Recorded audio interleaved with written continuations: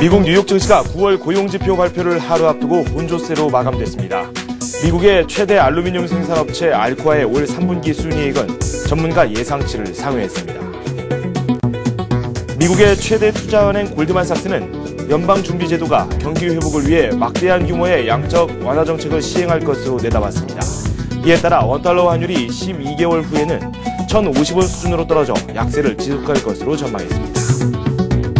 금융감독원이 라응찬 신한금융지주 회장에 대해 금융실명제법을 위반했다고 판단하고 중징계 방침을 결정한 것으로 알려졌습니다. 1968년 이후 올 상반기까지 우리나라의 해외 투자액이 1,444억 달러이며 미국이 301억 5,824만 달러로 1위, 중국이 301억 623만 달러로 2위를 차지했습니다. 누적액 차이가 5천만 달러에 불과해 하반기에 중국에 대한 투자액이 1위가 될 가능성이 크다는 분석입니다.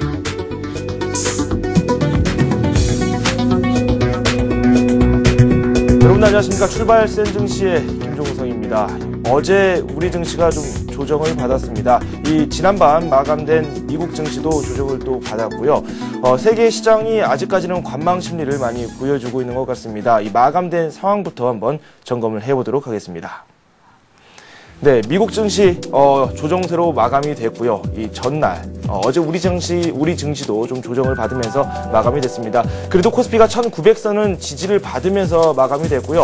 전문가들 다시 상승할 수 있을 것이다라는 평가를 내려주었습니다. 코스닥 쪽은 500선을 한번 노크를 해봤는데 500선 회복에는 실패를 하는 움직임을 보여줬고요. 원달러 환율이 장중에 이 반등을 꾀하기도 했지만 하락 마감했습니다. 아시아 지역 증시도 한번 살펴보도록 하겠습니다. 아시아 지역 증시는 중국 증시가 또 휴장을 했고요. 일본 증시 일단 환율에 대한 부담감이 많이 작용하는 것 같습니다. 조정을 받으면서 마감이 됐습니다. 미국 증시 한번 살펴보도록 하겠습니다. 나스닥만이 소폭 올랐습니다. S&P 500과 다우지수는 좀 조정을 받았는데요. 알코아가 실적 발표를 했습니다. 예상치를 상회하는 그런 움직임을 보여주기도 했습니다.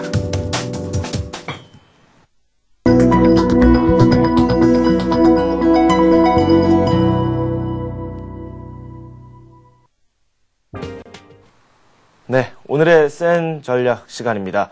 오늘은 교보증권 상암 DMCGM의 김학현 차장과 함께하도록 하겠습니다. 안녕하세요. 안녕하세요. 네, 어제 삼성전자가 실적 가이던스를 발표했는데 이 때문에 전기전자 업종으로 좀 조정이 나왔어요. 네네. 전기전자 업종으로는 전기전자 업종이 시장에서 가장 큰 폭으로 하락하는 이런 모습들이 나타났는데 전기전자 업종만 보자면은 시장이 큰 폭으로 하락한 것 같지만. 사실 기계업종 같은 종목은 또 전기전자 업종에 아랑곳하지 않고 급등세를 이어가는 모습이었습니다. 어쨌든 개장 전에 삼성전자가 이제 잠정 실적을 발표를 하면서 본격적으로 이제 어닝 시즌에 진입하는 모습이었는데 시장에서 삼성전자의 영업이익 컨센서스를 한 4조 8천억에서 5조 4천억 사이를 예상을 했었습니다. 네. 근데 이제 최근에 나온 리포트들 같은 경우는 점점 하향됐었죠. 이제 4조 8천억이나 심지어는 이제 4조 7천억까지 예상하는 리포트들로 이제 점점 하향됐었기 때문에 사실상 시장의 컨센서스라고 공식적으로 이제 알려진 5조 원대 초반의 영업이익은 사실상 최근에 나온 리포트들만 근간으로 봤을 때는 기대하기 힘든 상황이었다고 볼 수 있습니다. 네. 어쨌든 4조 8천억 원이라는 예상치의 하단에 근접하는 이러한 실적을 발표를 함으로써 시장의 많은 참여자들이 어닝 쇼크로 좀 해석을 하는 모습이었고, 이에 따라서 삼성전자의 주가가 약 2.9% 하락하는 모습이었습니다. 네. 그래서 전일 하루만 놓고 보자면 상당히 큰 폭으로 하락한 것 같지만, 사실상 약 3거래일 전을 기준으로 본다면 옆으로 횡보하고 있는 셈이거든요. 네. 왜냐하면 2거래일 전에 그러니까 전전일 삼성전자의 주가가 막판에 2.6%나 급등하는 모습이 나타났는데요. 네. 혹시나는 삼성전자 실적이 혹시나 5조 원을 넘어서면서 어닝 서프라이즈를 기록할 것이라는 기대감들이 막판에 반영되면서 시가총액 1위 기업의 주가가 막판에 2.6% 급등하는 좀처럼 보기 드문 이러한 현상들이 좀 나타났었는데 어닝 쇼크라고는 하지만 결과적으로 놓고 본다면 그 전날 막연한 기대감들이 그냥 수포로 돌아간 그런 상황이 아닌가라고 판단을 하고 있습니다. 네. 어쨌든 3분기에 다소 부진한 실적을 발표를 했는데 이러한 부분은 이미 주가의 상당 부분 또 반영이 돼 있다고 판단을 하고 있습니다. 네. 시장이 그동안 뭐 1900포인트까지 올라가는 동안에 삼성전자는 계속해서 부진한 모습을 면치 못하고 있거든요. 네. 그래서 오히려 뭐 단기적으로 주목해야 될 만한 부분들은 환율의 움직임이 아닌가라고 판단하고 있는데, 네. 이 환율이 지금 저희 1114원까지 하락했습니다. 그래서 1110원대에 진입하는 모습이었는데, 이 환율이 1110원까지 10원대를 만약에 이탈을 한다면, 네. 단기적으로 삼성전자를 비롯한 그 IT 전반적으로 이제 충격이 있을 것으로 판단이 되는데, 사실상 이마저도 단기적인 전망입니다. 그래서 중장기적으로는 오히려 DRAM이라든가 낸드 플래시, LCD 패널, LED 뭐 이런 여러 가지 부분에서 글로벌 1위의 경쟁력을 가지고 있고, 또한 이런 부분들에 모두 그 시장 점유율을 높여가고 있다는 이러한 부분들에 네. 보다 초점을 맞춰야 되지 않을까라고 판단을 하고 있습니다. 어쨌든 뭐 삼성전자의 부진 여파로 해서 저희 전기전자업종의 큰 폭의 하락세를 보였는데, 네.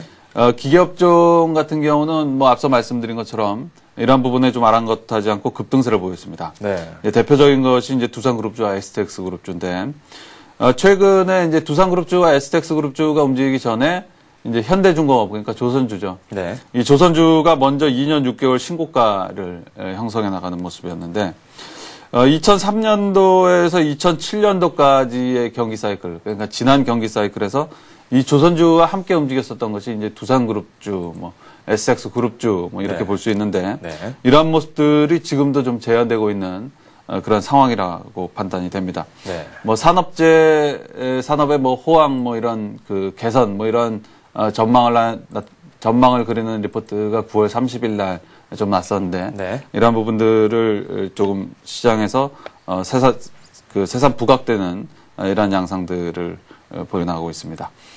어쨌든 뭐 시장 성격을 파악을 하는 데 있어서는 이 조선주와 두산그룹주, SX그룹주 한마디로 얘기를 하면 인프라 산업군이라고 볼 수 있는데요. 이 인프라 산업을 대표하는 이러한 그 종목군의 최근 급등 현상을 어떻게 파악을 하는, 어떤 성격을 가지고 규정을 해나가느냐, 네. 이러한 부분들이 시장을 이해하는데 뭐 핵심 포인트라고 볼 수 있는데, 만약 이들의 급등을 주도주의 변화다, 즉 IT와 자동차에서 뭐 이런 인프라 산업군으로 재차 주도주가 변화하는 것이냐, 네. 아니면 중장기적으로 봤을 때는 IT나 자동차가 급등한 이후에 이러한 종목군들, 인프라 산업군, 후발 종목군들의 갭매꾸기 정도로 해석을 하냐, 이거에 따라서 시장에 대응하는 뭐 양상은 천지차이라고 판단을 하고 있습니다. 그럼 그러한 양상을 뭐 간단하게 차트를 통해서 한번 살펴보도록 하겠습니다. 먼저 그동안 시장을 이끌어왔었던 자동차와 IT를 대표하는 종목을 먼저 보겠는데요. 네. 2007년도에 시장이 2000포인트를 넘는 강세를 보였는데, 이때 대비해서 지금 기아차의 주봉을 보고 계시는데요. 2007년도 고점 대비해서 15,000원권 대비해서 기아차 같은 경우 38,000원으로 굉장히 높은 주가 상태를 보이고 있죠. 네. 결국에 뭐 이번 시장 같은 경우는 뭐 기아차 같은 종목이 이끌었다라고 볼 수 있는데, 삼성전기 역시 크게 다르지 않습니다. 7만 원이 되지 않는, 즉 6만 원권에 있었던 2007년의 고점을 최근에 삼성전기 같은 경우 크게 부진하긴 했지만 여전히 훌쩍 뛰어넘는 그런 주가 상태에 있습니다. 반면에 최근에 그 강세를 보이고 있는 조선주들의 움직임을 보도록 하겠습니다. 대표적으로 가장 강한 모습을 보이고 조선주 중에 시가총액 1위인 그 현대중공업을 먼저 살펴보겠는데요.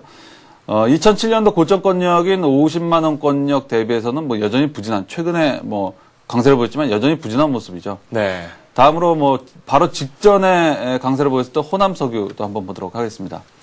2007년 고점 16만 원권역 대비해서 강세를 보이고 있긴 하지만, 네. 기아차나 삼성전기와 같은 그 IT나 자동차보다는 그 강세의 정도는 약하죠. 네. 그래서 최근에 특히 이제 이 조선주를 중심으로 해서 이제 뭐 지금 살펴보진 않았지만 두산그룹주라든가 아니면 SX그룹주들도 마찬가지 양상인데요. 네. 2007년도 고점 대비하면 여전히 한 반 정도, 하락폭의 한 반도 회복하지 못한 이러한 주가 양상입니다. 이것은 뭘 말하냐면, 이 최근에 급등하고 있는 조선주라든가 전일 급등한 이 두산그룹주, SX그룹주, 이러한 그 인프라 산업군의 급등 성격은 여타 산업군과의 갭맥국의 성격이 상당히 강하다라고 볼 수 있겠습니다. 네. 실제로 주식을 하다 보면 이렇게 급등이 이루어지게 되면은 단기적으로 좀 피로할 수도 있고요. 예. 그리고 또 뭐 기관이나 외국인들의 매매 추이를 보면서 투자를 하시는 그런 개인 투자자들도 상당히 많은데 그럴수록 시장 대응하기가 좀 어려울 것 같아요. 어떻게 할까요? 예, 급등이 계속해서 일어나면 시장 대응하는 거는 뭐 주식을 보유한 투자자 입장에서도 상당히 어렵습니다. 왜냐하면 한번 팔고 뭐 조정이 나타나면 뭐 또 다시 사고 뭐 이러한 일반적인 생각을 뭐 하게 되는데 사실 최근에 이 시장이 올라가는 이 패턴을 보면 물론 2007년도에도 기회를 주지 않고 이렇게 2007년도 급등장에서도 기회를 주지 않고 올라가는 이런 패턴들이 일어났지만 최근에 그러한 성격들은 더욱 강화됩니다. 그래서 단기적으로 많이 올라서 이제 뭐 팔았지만 거기서 조정 없이 그대로 올라버리는 경우들이 상당히 많거든요. 그렇죠. 그래서 최근에 뭐 강세를 보이고 있는 뭐 이러한 종목들은 그 추세가 좀 확실히 꺾어지기 전까지는 계속해서 홀딩하는 전략도 뭐 나쁘지 않겠습니다. 네. 일단 저희가 이 종목군들 어떤 걸 선택할지도 상당히 고민이 되는 부분이 있습니다. 그럼 말씀하신 내용과 연관지어서 어떤 종목군들을 저희가 살펴보면 좋을지 그에 대한 말씀도 부탁드리죠. 최근에 시장 분위기는 뭐 지난주에 말씀드린 바와 같이 이 매교 확산 국면의 영석이다. 이 후발주들의 갭맥국 역시 그러한 측면에서 살펴볼 필요가 있습니다. 지금 두산그룹주라든가 뭐 조선주들 그리고 SX그룹주들 사실상 뭐 여기서 신규로 진입하기에는 상당히 부담스러운 주가권역까지 진입을 했거든요. 그러면 우리가 주목해야 될 부분들은 이러한 시장의 갭맥국이 현상은 상당 부분 지속될 가능성이 큰데 그러한 부분에서 상승률 측면에서 상승률이 좀 미진한 이러한 중장기적으로 약간 소외가 됐으면서 최근에 이제 매기가 조금씩 형성되고 있는 이러한 종목군들 그리고 최근에 강세를 보이고 있는 이 인프라 산업군의 주변주라고 볼 수 있는 이러한 종목군에 주목할 필요가 있는데요. 그러한 종목군들로 오늘 뭐 두 가지 부분들을 좀 살펴보겠습니다. 하나는 이제 조선 기자재 업체들인데 대표적인 것이 조선 기자재 중에서도 이제 피칭 업체들입니다. 그래서 이쪽은 뭐 하이로코리아라든가 성광밴드, 태광, 태웅 뭐 이러한 종목군들이 있고 두 번째로는 이제 SX 그룹주들인데 여기에 속하는 종목으로는 뭐 타픽으로는 S&T 중공업 그리고 S&TC, S&T 홀딩스, S&T 대우, S&T 모터스 뭐 이러한 종목들이 좀 포진되어 있습니다. 뭐 저희가 구체적으로 너무 하나를 딱 꼽아서 살펴보면 더 좋을 것 같다는 생각도 들어요. 앞서 제시한 두 가지 중에서 뭐 S&T 그룹주 중에 한 종목을 좀 살펴보도록 하겠습니다. S&T 그룹주 중 뭐 S&T 홀딩스, S&T 그룹의 순수 지주회사라고 볼 수 있는데요. 실적은 주로 전반적으로 S&T 그룹 전반적으로 이제 방위 산업과 자동차 부품 산업의 영향을 좀 크게 받고 있습니다. S&T 홀딩스 같은 경우는 순수 지주회사로서 자회사의 영향을 상당히 크게 받고 있기 때문에 핵심 자회사 세 군데의 최근 동향을 간단하게 말씀드려 보도록 하겠습니다. 먼저 S&T 중공업 같은 경우는 방산 부분과 그 차량 부분 그리고 공작 기계 및 소재 부분으로 이렇게 사업이 세 가지 사업 부분으로 좀 나뉘는데 2분기에는 방산 부분의 호조 속에서 사상 최대의 영업이익을 기록을 했습니다. 차량 부분 역시 S&T 대우의 그 호조세 속에서 그 증법이익이 급증하고 있는 그런 상황이고 최근 인프라 산업군의 급등세가 이어지고 있는데 가장 회복이 더뎠던 이 공작 기계나 소재 부분 역시 그 개선세를 기대할 수 있는 그런 상황입니다. 다음으로 S&T 대우인데요. S&T 대우는 그동안 그 자동차 부품주임에도 불구하고 이 매출처가 현대 기아차보다는 이 GM으로의 매출이 상당히 크기 때문에 상대적으로 부진한 모습을 보였습니다. 지금 현대 기아차의 여타 자동차 부품주들이 모두 2007년도의 고점을 모두 돌파했는 반면에 이 S&T 대우는 여전히 어제 뭐 강세로 보이긴 했지만 여전히 그 2007년도 고점 아래에 있거든요. 근데 최근에 이제 GM이 실적이 큰 폭으로 좀 개선이 되고 또 이 금융위기 이후에 다임러라든가 푸조 그리고 상해 폭스바겐 등으로 매출처 다변화를 좀 시도를 해왔는데 이런 부분들의 성과가 하반기부터 서서히 실적으로 좀 나타날 것으로 이렇게 전망이 되고 있습니다. 마지막으로 뭐 가장 부진한 실적을 기록한 그 자회사 중에 하나인 그 S&TC인데요. 네. 이 S&TC 같은 경우는 그 플랜트 산업의 최근 이제 개선 움직임.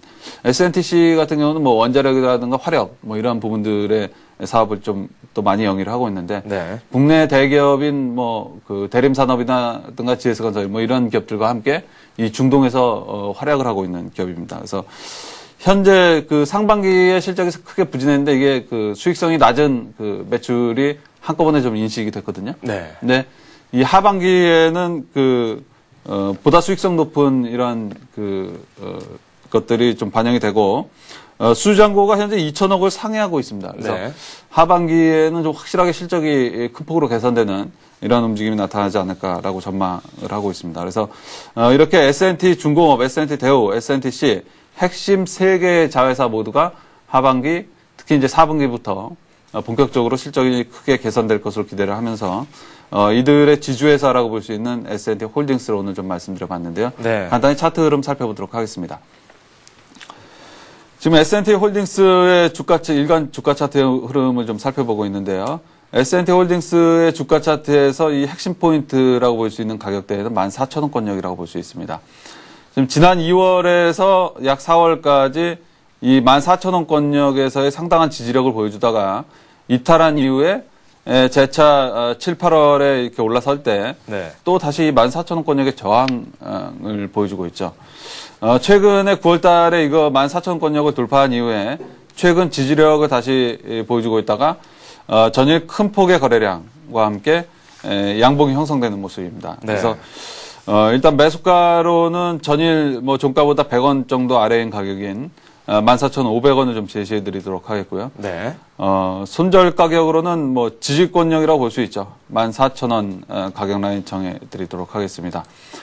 저항권역으로는 뭐 2만 원까지 직전에 이제 그 고점권역, 일시적인 네. 오버슈팅을 제외하면 고점권역이라고 볼 수 있는 2만 원권역까지 하반기 실적 개선세라든가 뭐 2011년의 개선세 그리고 최근에 이 인프라 산업군의 주가 동향 뭐 이러한 부분들을 생각을 한다면 뭐 단숨에라도 뭐 올라설 수 있는 주가 상태다. 그래서 네. 그다지 큰 목표 주가는 아니다라고 판단하고 있습니다. 네, 목표 가격 자체가 뭐 저항선에 위치해 있기 때문에 그다지 무리 없이 그 수준까지 갈 수 있다. 네. 이렇게 정리를 해보도록 하겠습니다. 제가 S&T 홀딩스를 마지막으로 말씀 마치도록 하겠습니다. 교보증권 상암 DMC 지점의 김학현 차장과 함께했습니다. 감사합니다. 감사합니다.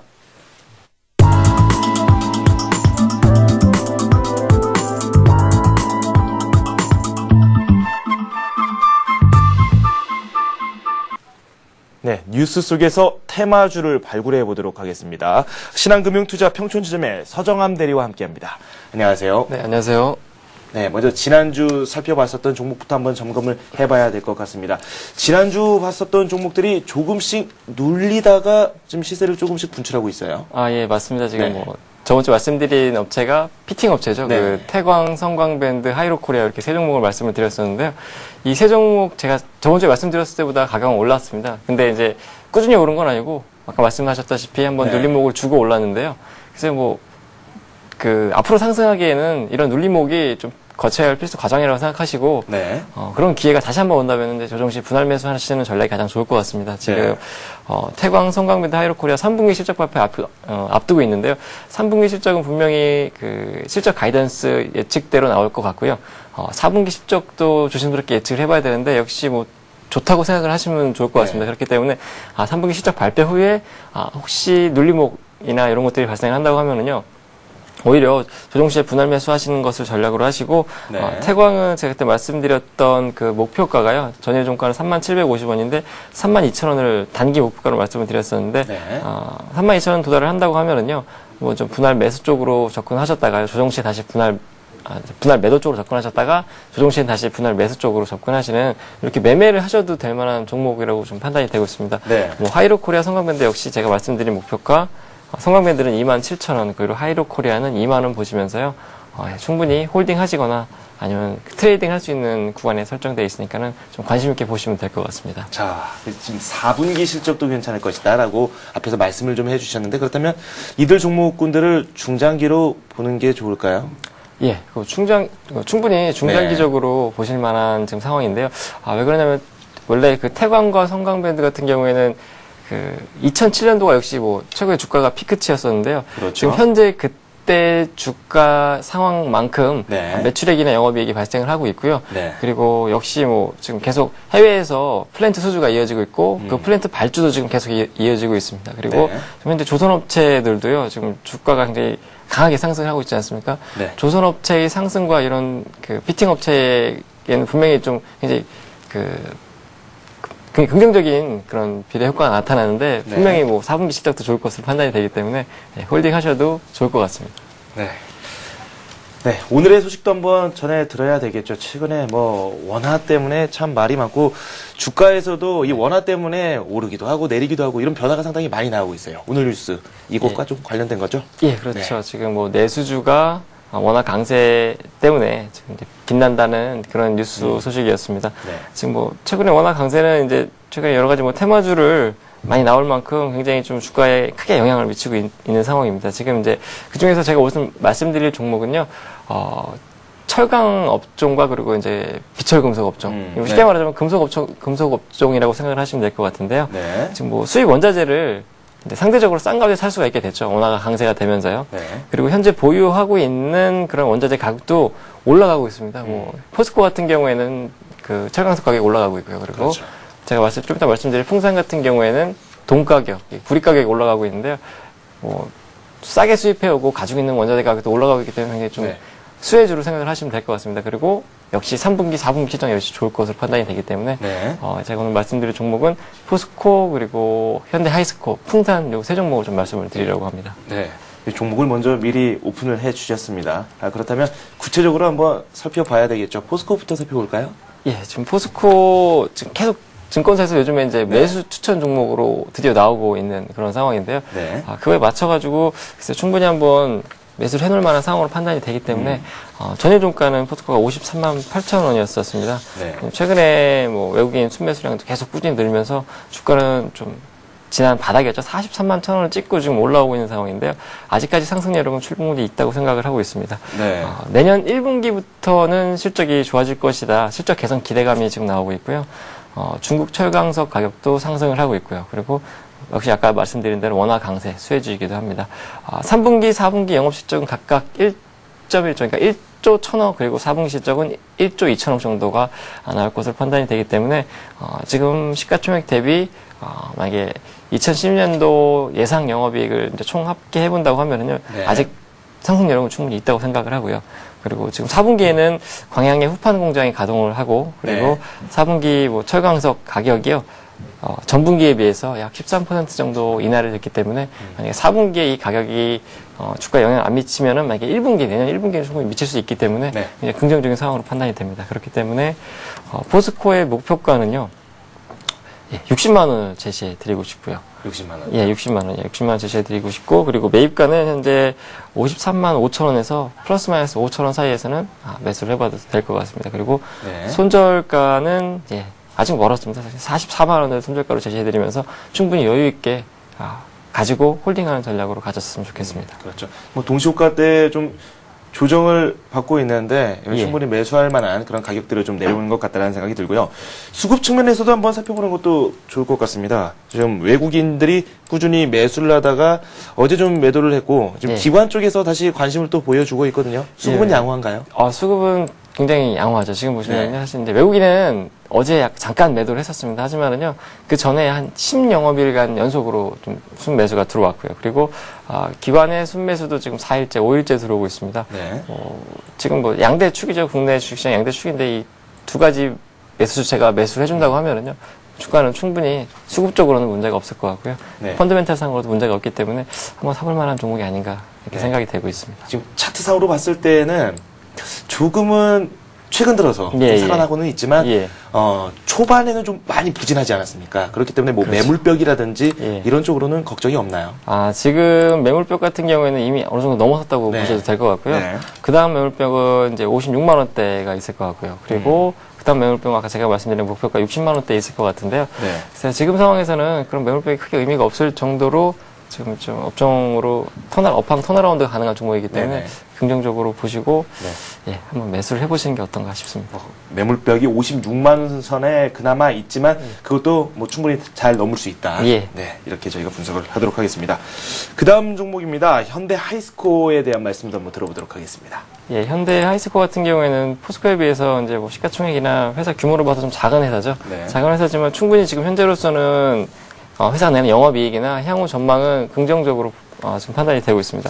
3분기 영업이익은요, 뭐 시장 컨센서스를 상회하는 한 760억 정도가 예상이 되고, 네. 4분기 실적 역시 양호할 것으로 생각이 되고 있습니다.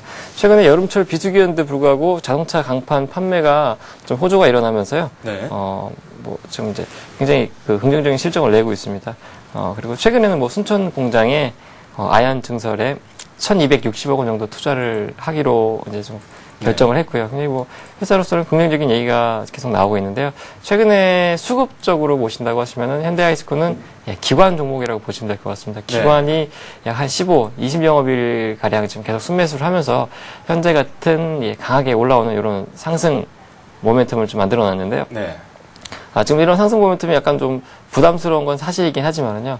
이 회사의 좀 중장기적인 목표가로 봤을 때는 지금은 그렇게 높은 가격이 아니라고 저는 네. 생각이 되고 있어요. 네. 그렇기 때문에 저는 목표가를 좀 장기적으로 좀 한 3만 원 정도를 보고 한번 매입을 해보시는 게 좋을 것 같고요. 네. 그리고 매입가는 지금 이제 현재 가격이 전일 종가가 23,950원인데요. 네. 매입가 23,000원에서 플러스 마이너스 1,000원 정도 약간 조정이 나온다고 하시면은요. 그 정도 가격에서는 한번 매수를 해볼 만하다 네. 싶고, 그리고 손절가는 여유있게 19,500원을 가져가면서 한번 이 종목도 중장기적으로 3분기, 4분기 시점 나올 때까지 한번 매수를 해보는 걸로 하는 게 좋을 것 같습니다. 네. 포스코를 보면서 상대적으로 비교를 현대제철을 상당히 많이 했어요. 가볍게 움직였기 때문에 그 부분을 주목하시는 분들이 상당히 많았고, 현대하이스코도 뭐 현대제철처럼 상대적으로 가볍게 움직이고 있고요. 지금 상황도. 그렇기 때문에 좀 나중에는 발목을 잡지 않을까 이렇게 우려가 될 수도 있지 않은데 그 점에는 어떻게 생각하세요? 지금 뭐 원래 포스코하고는 현대제철을 많이 비교를 하죠. 근데 현대제철하고 비교하기보다는 현대제철하고 규모상이나 아니면 이제 한 업종 대표주기 때문에 비교를 하는데, 현재 이제 이 종목을 짧게 보지 말고 이 현재 장세를 보면은요. 네. 지금은 모든 기업들의 성장 가치보다 영업 가치에 주목을 하고 있는 것 같습니다. 네, 성장 가치라고 하면은 현재 앞으로 기업이 현재의 실적보다는 앞으로 나올 실적을 기대하면서 주식을 사는 그런 걸 말하고, 영업 가치는 현재 나오는 실적을 바탕으로 현재 주가를 매기는 것을 말하는데, 만약에 현재 영업 가치를 본다면은요, 현대제철보다는 현대하이스코어가 가격이 더 쌉니다. 그렇죠. 예, 현대제철은 뭐 고로가 앞으로 계속 완공될 게 있어가지고 네. 뭐 향후에는 뭐 충분히 상승 여력이 있지만은요, 지금 당장 3분기, 4분기 지금 실적 시즌에 맞춰서 본다고 하면은요, 네. 현재로서는 글쎄 현대제철보다는요, 현대하이스코어가 3분기, 4분기 나올 때까지는 오히려 주가가 더 강하게 상승할 수 있을 것 같기 때문에 네. 현대하이스코어를 제가 좀 말씀을 드렸습니다. 네. 뭐 일단은 동시효과 때 좀 조정을 받고 있기 때문에 오늘을 매수 기회로 한번 노려보는 것도 괜찮겠네요. 예, 만약에 제가 아까 말씀드린 가격 23,000원에서 네. 왔다 갔다 한다고 하면 매수를 해볼 만할 것으로 생각이 됩니다. 네, 알겠습니다. 두 종목 살펴봤고, 앞에서 저희가 종목명은 이미 들었어요. 예, 관련 예. 뉴스도 한번 전해듣도록 하죠. 예, 풍산에 대한 뉴스인데요. 네. 풍산은 이제 뭐 만약 여행을 해보셨던 분은 아시겠지만 이제 그 동을 바탕으로 해가지고요. 그런 얇은 그 막판을 생산하면서 각종 이런 이제 전자 부품이나 자동차 부품에 들어가는 그런 기본 소재를 만들고 있습니다. 그렇기 때문에 현재로서는 수급이 굉장히 타이트하고요. 네. 공급과 수요가 굉장히 타이트하기 때문에 가격은 현재로서 흔들리지 않을 것 같습니다. 오히려 상승할 수 있을 것으로 판단이 되는데, 최근에 돈 가격이 26개월 만에 최고치로 상승을 했습니다. 돈 가격이 국제 돈 가격이 지금 8,088달러로 사상 최고치에 이르고 있는데, 이렇게 되면은 풍산에는 굉장히 호재로 받아들일 수 있을 것 같아요.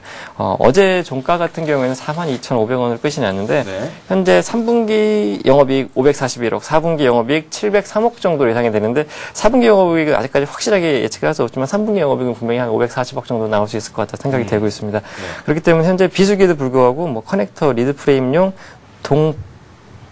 많이 지금 이제 굉장히 수급이 타이트한데요. 네. 이런 상황에서는 풍산 같은 경우에는 현재로서 제가 보기엔 현재 주가에서 한 20% 정도는 충분히 추가 상승 여력이 있다고 지금 네. 보고 있습니다. 그렇기 때문에 목표가는 단기적으로 5만 원을 보고 가시는 게 좋으실 것 같고요. 네.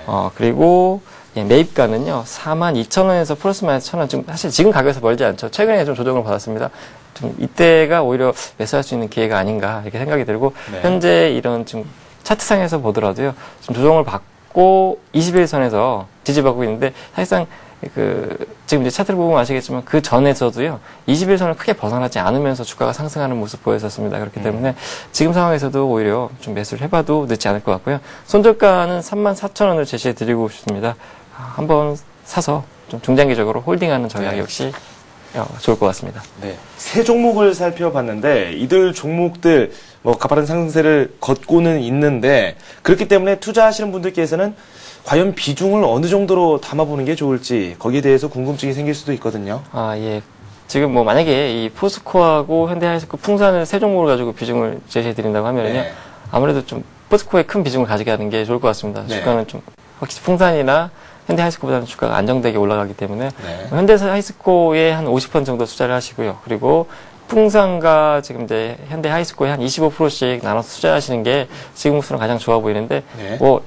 고객님 개인들의 포트폴리오를 지금 이렇게 금속적으로만 다 가져갈 수는 없으니까요. 그렇죠. 제가 말씀드린 비중을 생각을 하시면서 전체적인 포트폴리오에서 비중을 정하셔서 투자를 해보시는 게 좋을 것 같습니다.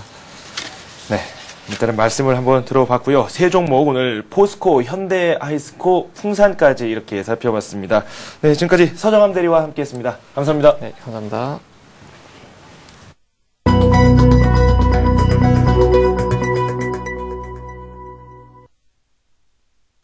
네, 우리 시장 개장을 했습니다. 동시호가 때는 좀 조정을 받는 양상이었는데요. 코스피 이야기죠. 1900선 아래에 머무는 모습을 보여줬습니다. 코스닥이 상대적으로 강세를 보여줬었는데 오늘 500선 돌파를 할 수 있을지도 한번 저희가 지켜보도록 하겠습니다.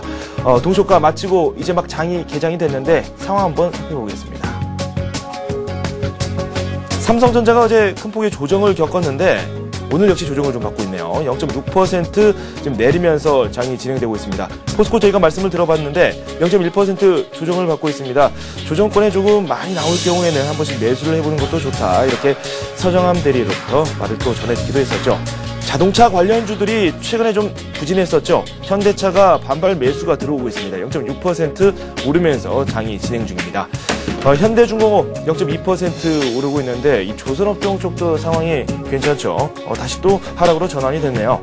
신한지주 악재가 나왔습니다. 이 라운찬 회장에 대해서 이 중징계 검토 이야기가 또 들려왔죠. 1.3% 내리면서 장이 전개가 되고 있고요. LG화학이 0.1% 오르고 있습니다. 삼성생명은 0.4% 오르고 있습니다.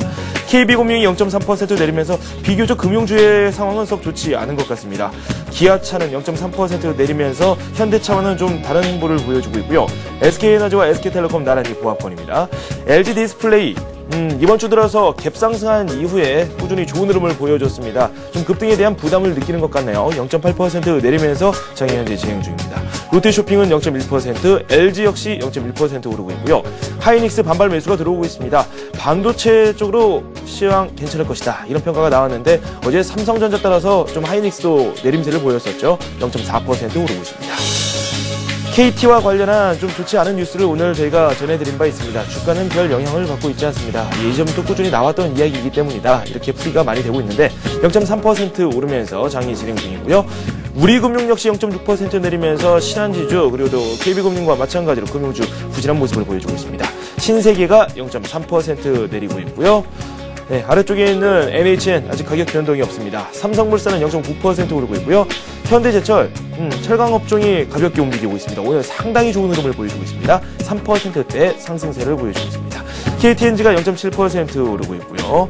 반대로 기업은행이 많이 낙폭을 보여주고 있습니다. 2.8% 내리고 있고요.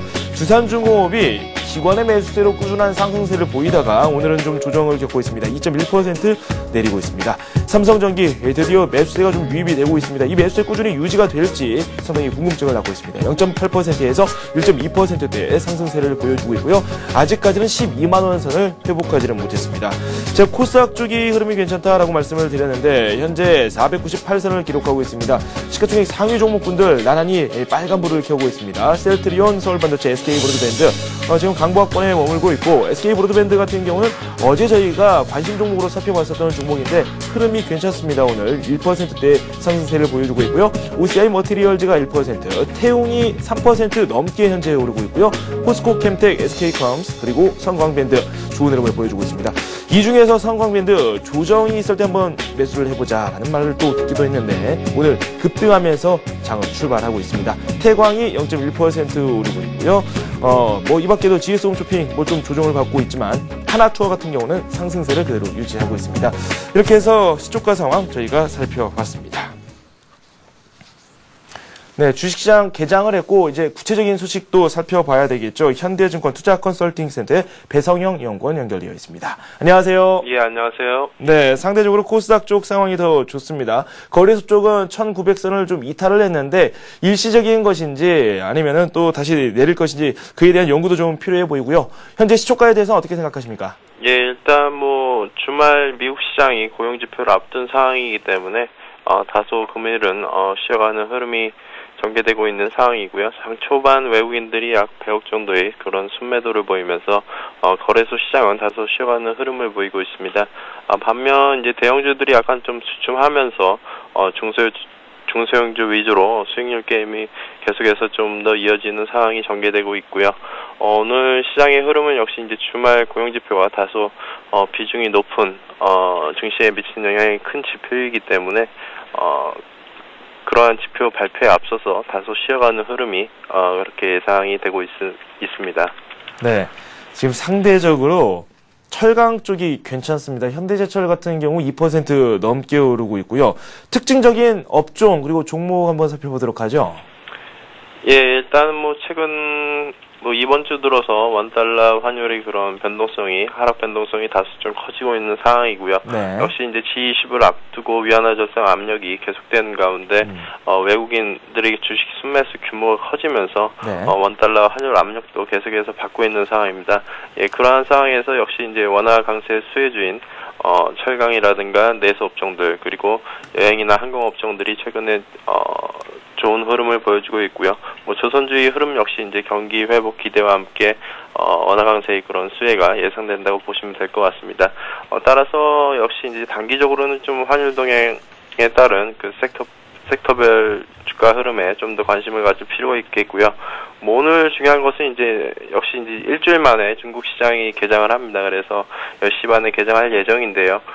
지난 월 초에 중국의 그 PMI 지표가 상당히 좀 개선되는 그런 수치가 나왔기 때문에 중국 상해 증시 역시 금일 중으로 해서는 120선 돌파 가능성이 매우 큰 시점으로 보고 있습니다. 그래서 장 초반 물론 이제 지수가 내일 미국 고용 지표를 앞두고 다소 좀 마이너스권에서 움직일 수는 있겠지만 장중에는 분명히 또 중국 증시에 대한 긍정적인 측면들이 남아있기 때문에 여전히 시장의 흐름은 우상향 기조가 유지되고 있다라고 보시면 될 것 같습니다. 네. 코스피 쪽이 좀 지지가 되어야지 코스닥 쪽도 나갈 수 있을 텐데 현재 상황에서는 코스닥 상황이 더 오히려 좋습니다. 500선을 노리고 있는데 가능할까요? 예, 일단 뭐 코스피 시장은 최근에 단기적으로 워낙 좀 많이 오른 부분들이 있고요. 1900선까지 쉬지 않고 올라오면서 다소 일부 차익 매물들이 출회하고 있는 상황으로 보시면 될 것 같습니다. 반대로 코스닥 시장은 최근에 주가 흐름이 코스피 시장에 비해서 상대적으로 좀 많이 못 올랐고요.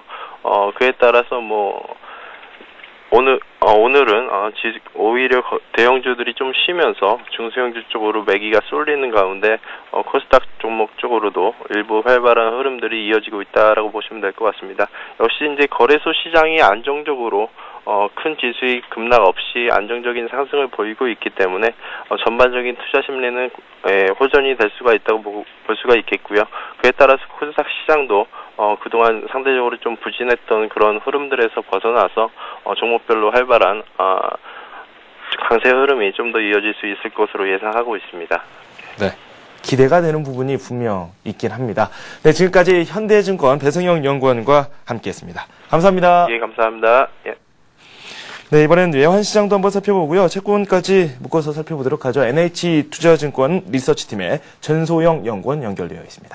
안녕하세요. 네, 안녕하세요. 네, 환율 이틀째 하락을 했는데 어제 좀 반등을 꾀하는 모습이 나오기도 했거든요. 어땠습니까? 아, 네, 그렇습니다. 어제 역시 이제 1120원이 무너지면서 이제 시작했지만, 네. 장 초반에 단기 낙폭 과다 인식 속에 이제 일부 여기가 쇼커버링이 이제 잠시 이제 1120원 위로 올라오기도 했습니다. 네. 하지만 이제 오후 들어서 다시 여기에 매도가 가세하고, 이제 증시에서도 이제 외국인이 순매수로 이제 돌아서면서 네. 환율이 또다시 하락을 했습니다. 역시나 이제 글로벌 달러 약세가 지속되는 분위기였고요. 네. 환율이 이제 1120원 위로 올라서자, 매도는 역의 매도는 이어졌지만 이제 당국의 스무딩도 계속해서 나오는 모습이었습니다. 네. 전반적인 이제 원화 강세 분위기는 이어지는 모습이었고요. 네. 어제는 그래서 이제 4만 50전 하락한 1114원 50전으로 지난 이제 4월 30일 이후에 이제 최저치로 마감을 했고, 네. 오늘은 이제 NDF 시세에서 이제 8원 급등하면서 네. 역시 이제 8원 오른 1122원 50전에 지금 시작을 하고 있습니다. 네. 시작 자체는 오르면서 출발을 하고 있는데, 문제는 또 어제처럼 다시 또 내려가지 않을까, 그런 부분도 저희가 검토를 해봐야 되겠죠? 어떻게 전망하세요? 아, 예, 제가 어제 이제 단기 달러 이제 과매도 양상이 심화되고 있고, 네. 따라서 일시적인 반등 가능성을 열어둬야 된다고 이제 말씀을 드렸는데요. 예, 오늘 이제 역시나 이제 NDF에서 이제 1120원 위로 올라서면서 반등하는 모습입니다. 하지만 이제 전저점 이제 하락 시도는 계속해서 이어질 가능성이 높지만, 속도감 있는 하락은 좀 쉽지 않다는, 판단입니다. 왜냐하면 이제 당국의 개입이 계속해서 이어지고 있고, 기술적으로도 이제 과매수 국면이 나타나면서, 여기에서도 이제 좀 매도 세력이 주춤하는 모습이고, 그리고 코스피가 1900 위로 이제 올라서면서 외국인이 이제 순매도로 돌아서는 모습이 아무래도 이제 환율의 추가 하락을 조금 방해하는 요소가 아닐까 싶습니다. 외국인 같은 경우에는 이제 중국의 위안화 절상 관련해서 동반 절상 가능성이 크다고 판단되는 원화에 계속해서 베팅을 하고 있는 점이 좀 문제인데요. 여기에는 이제 대외 요인에 민감하게 반응하기 때문에 일단 이제 시장 타겟이 이제 1,100원까지는 이제 밀어보려고 하겠지만, 현재 이제 10원도 채 남지 않은 상황에서 추가 매도에 나서기보다는 리스크 관리에 좀 나서야 된다는 판단입니다. 여기 세력은 이제 포지션 변화가 빠르기 때문에 이에 따른 이제 변동성 확대 가능성도 좀 열어둘 필요가 있다는 판단입니다. 네. 채권 시장도 한번 살펴보도록 하겠습니다. 어제 보합권으로 장을 마쳤습니다. 어땠습니까? 네, 금통일을 일주일 정도 이제 남겨두었지만, 이제 벌써부터 국제 선물 같은 경우는 이제 거래량이 6만 계약 수준으로 계속해서 10만 계약을 넘어서다가 확연하게 줄어드는 등 이제 관망세를 연출했습니다. 현물 같은 경우는 움직임이 거의 없었고요. 통한채만 이제 강세 무드를 이어갔습니다. 그래서 어제 국제 선물은 전일보다 3틱 하락한 112.62로 마감을 했고요. 국고 3년물은 3.31%로 전일과 동일했습니다. 그리고 오늘은 2틱 상승한 112.64에 현재 시작을 하고 있습니다. 네. 일단은 금통위 결과를 보자, 이런 분위기가 많이 나오고 있는데 전망을 한번 들어보도록 하죠. 네, 일단 다음 주 금통위까지는 계속해서 관망세가 이어질 것이라는 판단입니다. 왜냐하면 이제 9월 금통위에 시장 예상과 다르게 기준금리가 동결되면서 한번 다쳤던 경험이 있기 때문에 아무래도 이제 쉽게 포지션 구축을 하지 못하는 양상인데요. 하지만 이제 10월 금통위에서는 이제 9월에 언급했던 이제 의사소통의 문제를 해소하기 위해서 김중수 총재가 좀 더 이제 명확한 코멘트를 할 것으로 예상됨에 따라 이를 확인하고자 하는 심리는 클 것으로 예상이 됩니다. 하지만 이제 금통위에서 금리를 인상하기는 쉽지 않다는 판단입니다. 현재 이제 언론에서 보도가 되고 있는 애널리스트 이제 컨센 같은 경우는 인상이 동결보다 이제 6대4로 앞서 있지만, 시장의 이제 매니저들이나 이런 이제 시장의 전반적인 분위기는, 금통위 이제 금리를 동결하는 분위기입니다. 네. 그리고 이제 어제 말씀드렸다시피, 이는 이제 인상하기 좀 쉽지 않은 대외 여건에도 좀 문제가 있는데요. 네. 어쨌든 이제 10월 달에 이제 기준금리가 동결된 다음에 이제 코멘트를 확인하고 11월이나 12월 연말까지의 이제 분위기가 확정이 될 것 같은 분위기입니다. 그리고 이제 오늘은 이제 미국채 금리를 좀 살펴보고 싶은데요. 미국채 금리가 양적 완화 정책 기대감으로 이제 금리 하락 분위기는 이어지고 있습니다만, 네. 지난 이제 9월 초에 금리가 일시적으로 상승했습니다. 그래서 이제 지난 4월부터의 하락 기조의 저항선을 뚫고 올라왔는데요. 이 선이 아무리 이제 미국채 금리가 하락하고 있더라도 이 저항선이 지지선으로 바뀐 이후에 지지선이 여전히 유효한 모습이고요. 네. 이렇다는 것은 이제 분위기가 금리는 하락하고 있지만 분위기가 이제 전환되었다라고는 이제 보기 어렵다는 대목입니다. 네. 따라서 이제 국내 금리도 레벨이 지속적으로 낮아지고 있지만 현재 레벨에서 추경 매수가 과연 좋을지 좀 판단할 필요가 있다고 봅니다. 네, 알겠습니다. 채권 시장 이야기까지 들어봤습니다. NH투자증권의 전소영 연구원과 지금까지 함께했습니다. 감사합니다. 네, 감사합니다.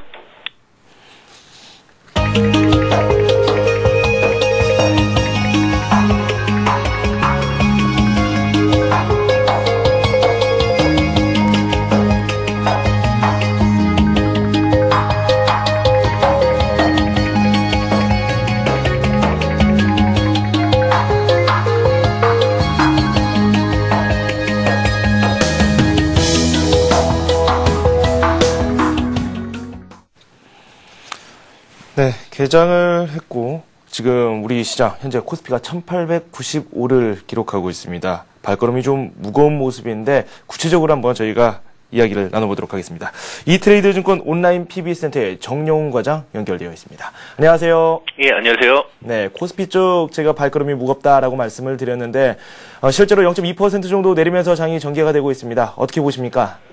예, 일단 금일장은 3일 전에 있었던 그 갭을 메꾸는 그런 과정인데요. 1890선까지는 하락은 뭐 그렇게 크게 우려할 상황은 아니다라고 이렇게 생각을 할 수가 있습니다. 그리고 네. 또 하나 특이한 상황으로다가는 삼성전자 실적 발표 이후에 IT주에 대한 기대감들이 많이 축소가 돼 있고요.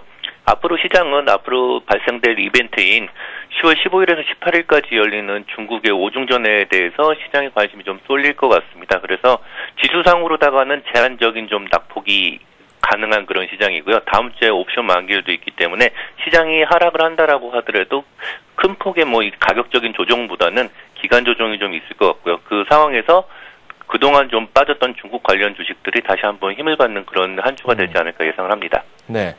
지금 외국인들이 거래소에서 매도를 좀 하고 있습니다. 어제도 좀 매도를 하다가 다시 매수로 전환을 했는데 외국인들 좀 변화가 감지되고 있습니까? 그동안 사왔던 외국인들의 그 유동성에 비해서 그 장 초반에 그 한 200억 정도의 매도를 가지고서 네. 당장 그 예측을 하기는 좀 힘든 부분이 있는데요. 외국인의 매수 기조 자체가 아시아 신흥국에 대한 글로벌 유동성의 유입에 따른 거기 때문에 그 기조가 단기간에 바뀔 거다라는 예상을 하고 있지는 않습니다. 그렇기 때문에 하루 이틀 그 매수가 좀 줄어든다거나 매도가 있을 수 있을지 몰라도 그 기조가 그 바뀐다라고 하는 거는 좀 장시간이 걸리지 않을까 생각을 합니다. 그렇기 때문에 외국인의 그 매도가 그 시장에 아무래도 단기간에 그 하루에는 영향을 미칠 수 있지만은 뭐 중장기적으로 봤을 때는 크게 문제가 될 부분은 없다라고 생각을 하고 있고요. 외국인 매수에 대한 기조가 바뀌는 거는 국내 시장보다는 아마도 미국 시장이라든지 일본 시장에 대한 그런 변화가 있을 때 우리가 먼저 감지를 할 수 있지 않을까라고 생각을 하고 있습니다. 네, 이 거래소 쪽 상황이 상대적으로 좀 저조한 이유가 있네요. 지금 전자전기 업종에서 부진한 모습이 나오고 있습니다. 물론 뭐 삼성전기라든지 하이닉스에서는 이 반등세가 나오고 있기는 한데 삼성전자가 지금 1% 넘게 하락하고 있거든요. 전자전기 업종 상황 어떻습니까? 예, 전자전기 업종 상황은 그 삼성전자 예상 실적 발표 이후에 그 기대감들이 많이 좀 사라진 그런 상황입니다. 그렇기 그렇죠. 때문에 네. 삼성전자라고 하는 그 종목을 하나를 놓고 봤을 때 삼성전자는 이제 전 세계적으로다가 그 글로벌한 메이저 기업이기 때문에 개인들의 어떤 뭐 예측에 대해서 이렇게 움직이는 것보다는 철저하게 앞으로 예상이 되는 영업 실적에 대한 가디언스를 가지고서 움직인다라고 이렇게 보시면 될 것 같습니다. 그래서 삼성전자가 4분기 실적이 좀 안 좋아질 것 같다라는 그런 예상까지 더해진다라고 하게 되면은 아무래도 IT 관련 업종들은 4, 4분기나 아니면은 내년 1, 4분기까지는 좀 지지부진한 모습을 보이지 않을까라는 그런 예상을 할 수가 있고요. 그에 따라서 IT 관련 업종들은 어느 정도 반등이 제한이 된 좀 박스권을 그 저점을 찍은 그 아래 하단 박스권을 이루지 않을까라는 그런 생각을 하고 있습니다. 그렇기 네. 때문에 외국인 입장에서 보면은 그 실적이 급속도로 좋아지지 않는 그런 IT주에 집중을 하기보다는 중국이라든지 아니면은 국내 주식시장의 IT 이외의 관련주들에 대해서 매수가 더 세가 몰릴 수밖에 없고요. 그렇기 때문에 IT주들하고 비IT주들하고의 상대적인 수익률 차이가 일어나고 있고요. 현재 시장에서. 그리고 그 기조는 아마도 4분기까지 계속적으로다가 이어지지 않을까라는 그런 예상을 하고 있습니다. 네, 철강 쪽으로 저희가 앞에서 관심 종목으로 많이 살펴봤어요. 오늘 실제로 철강주들의 흐름 괜찮은데 현대제철 같은 경우는 지금 3% 넘게 오르고 있거든요. 역시 원화가 문제가 되고 있나요? 환율 문제로다가 그 철강주를 같이 묶기에는 조금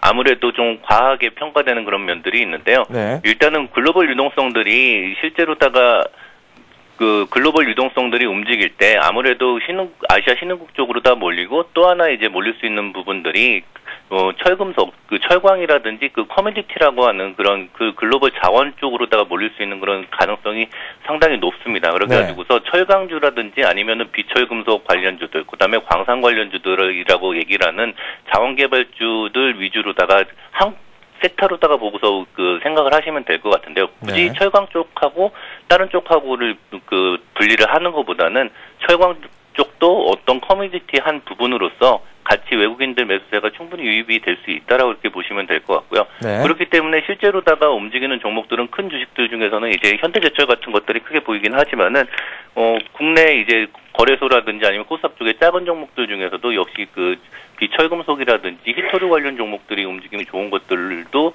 그런 맥락에서 좀 이해를 할 수가 있습니다. 그래가지고서 철강이라든지 비철금속 관련주들은 그 글로벌 유동성이 끝나지 않는 이상은 계속적으로다가 그 플레이가 유효하다라고 이렇게 보셔도 될 것 같습니다. 네. 자동차 쪽도 단기 조정을 겪었어요. 뭐 현대차라든지 기아차 흐름이 그다지 뭐 좋았다라고 말을 하기 좀 힘든데 오늘 같은 경우는 시세가 조금은 나오고 있습니다. 자동차 업종 쪽도 진단 좀 내주시죠. 예, 자동차 업종은 지금 우리나라에서 가장 좋은 업종 중에 하나고 그 기세가 꺾이기에는 상당한 시일이 걸리지 않을까라고 생각을 하고 있습니다. 그렇기 때문에 현대차라든지 기아차 같은 경우에는 외국인들이 가장 많이 매수를 한 그 업종이고 종목이기도 하지만은 이미 좀 덩치가 많이 커졌기 때문에 현대차하고 기아차가 추가적으로 올라간다라고 하게 되면은 우리나라 국내 종합주가 지수가 2000선을 또 돌파를 하는 그런 시기가랑 맞물리지 않을까라는 생각을 하고 있습니다. 그렇기 때문에 현대차라든지 기아차 같은 그런 덩치 큰 종목들은 상승 추세는 유효하다. 하지만은 개인들이 생각할 정도로다 그렇게 빠르게 수익률을 줄 수 있는 그런 상황은 아니다라고 보시면 될 것 같습니다. 그렇기 때문에 현대차라든지 기아차 같은 그런 큰 자동차 업종 같은 경우에는 철저하게 저점에서 매수를 해가지고서 보유를 하는 장기 보유를 하는 그런 전략들이 유효할 것 같고요. 네. 그리고 이제 중국의 내수 시장이 확대가 어느 정도 이루어지느냐에 따라 가지고서 다시 한번 한 단계 레벨업 될 수 있는 그런 가능성들을 크게 가지고 있기 때문에 현대차라든지 기아차 그리고 그거에 관련된 자동차 부품주들에 대한 그런 전망들은 상당히 좋다라고 볼 수 있습니다. 네, 장이 계속해서 진행되고 있고 조금은 조정이 나오고 있습니다. 이 투자 전략에 대한 이야기도 좀 해주시죠. 예, 일단은 그 본인이 가지고 있는 포트폴리오 종목이 한쪽 업종에 치우쳐 있다라고 하게 되면은 그런 업종들을 일부 매도를 하셔가지고서 자기가 투자하고 있지 않은 다른 업종으로다가 이제 분산 투자를 하는 그런 기회를 요번 주하고 다음 주 초까지 삼으셨으면 하고요. 만약에 내가 IT를 다 가지고 있다, 또 100% IT를 가지고 있다라고 하게 되면은 절반 정도는 이제 중국이라든지 아니면은 철강, 비철금속 관련 그런 업종으로다 분산 투자를 하시는 그런 쪽이 좋으실 것 같고요. 그다음에 이벤트가 다음 주 15일이 그 오중전회라고 하는 중국의 그 시장이 관심이 쏠리고 있는 상황이기 때문에 기존에 이미 좀 각광을 받았던 중국 관련주들이 가격 조정이 있던 종목들이 꽤 있습니다. 그래가지고 롯데쇼핑 같은 경우에는 신고가를 갱신을 하고 있지만은 아모레퍼시픽이라든지 아니면 이 화장품 관련주들은 또 많이 내려왔던 그런 종목들도 있거든요. 그렇기 때문에 기존에 그 각광을 받았던 중국 내수 확대 수혜주들에 대해서도 관심을 가지면 좋을 것 같고요. 그다음에 중국이 산업 고도화라든지 아니면 그린 산업에 관련된 그런 업종들, 기존의 리포트들이 한 번씩 나왔던 그런 종목들에 대해서 관심을 가지시면 괜찮으실 것 같습니다. 네, 지금까지 이트레이드 증권의 정영훈 과장과 함께했습니다. 고맙습니다. 예, 감사합니다. 예. 네, 지금 코스피 지수 살펴보도록 하겠습니다. 0.2% 내리면서 1896을 기록하고 있습니다. 하락한 채 장을 개장을 했고 별다른 움직임을 보이지 않고 있습니다. 전자전기업종이 좀 부진한 흐름을 보여주고 있고요. 이 밖에 자동차 쪽이 오늘 상황이 조금은 좋습니다. 한번 더 살펴보도록 하겠습니다. 코스닥 쪽은 0.3% 오르면서 장이 전개가 되고 있습니다. 497선을 걷고 있는데 500선을 넘을 수 있을지, 그리고 또 500선을 넘어서도 이 부분을 지지를 할 수 있을지 그 여부를 한번 잘 따져봐야 되겠습니다.